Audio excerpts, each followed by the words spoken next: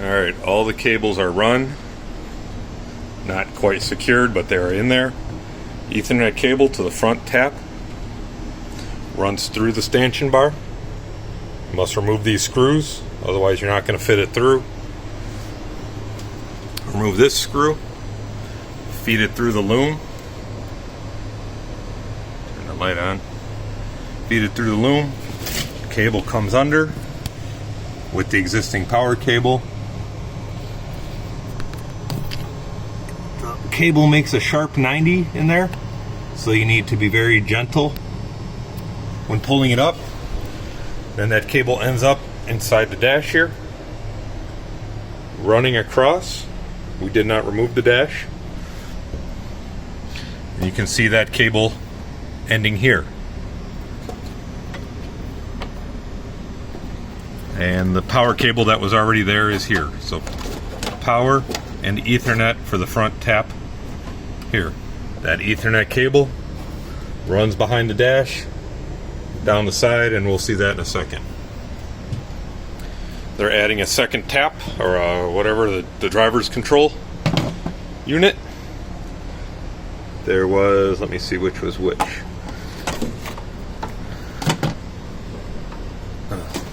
This was the existing one. We plugged in a new Ethernet connection to it, and that runs to the side of the dash.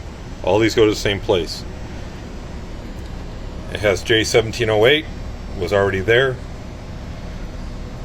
Power was already there, just plugged it in. For the new box, there's a new cable. So there's going to be 2 boxes at the driver's area.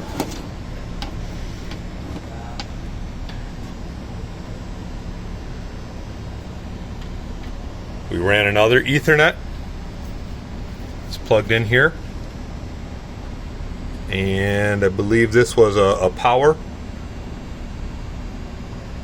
Yeah, this is a power that I just ran. So all these cables here, 3 Ethernet cables and 1 additional power cable, run down through this small opening here. My recommendation would be get convoluted tubing and put all this stuff bundled together.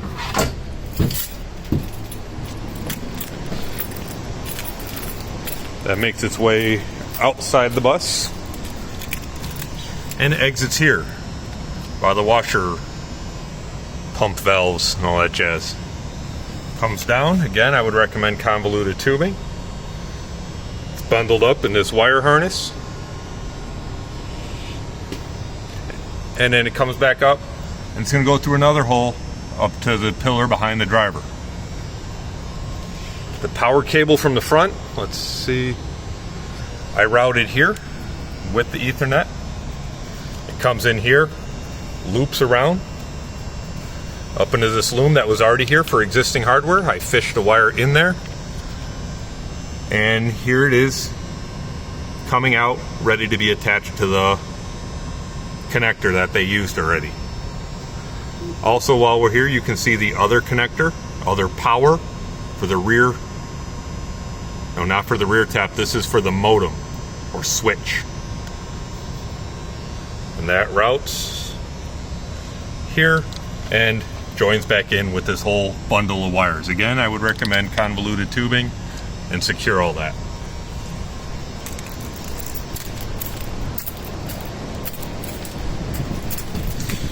Back inside, here's where that wire comes up.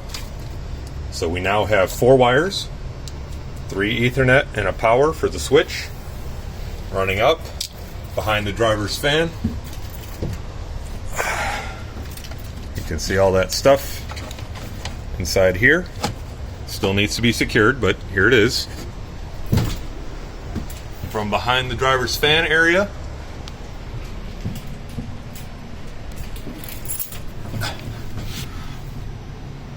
it routes up inside here, down into the SDS, Secure Diagnostic Station. And here's all those wires. For now, all the extra wire, a lot of extra, except for one, bundled up here. We have 2 Ethernet cables, which are for tagged, the 2 driver's control boxes,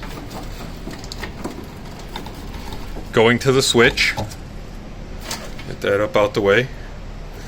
Another Ethernet cable, which is for the front Ventra reader, which was already there. There's another cable for the rear Ventra reader, which we added. Here is the power cable for the rear Ventra reader power supply, which needs to make it to the fare box. Or not fare box, I'm sorry. Needs to make it to the side console outside the bus. We do not have enough wire already here. We'll have to splice it or figure something else out.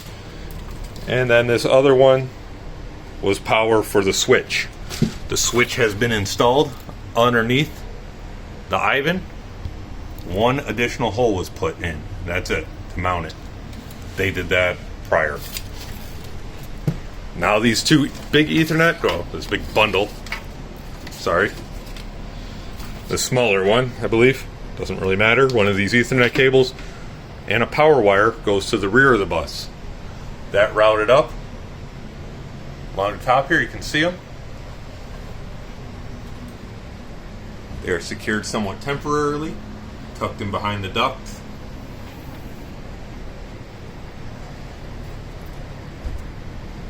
Got my elbow. Along the bus here, left hand side, along the air tanks. Gets tucked in over here. Let's see if I can open these stupid panels.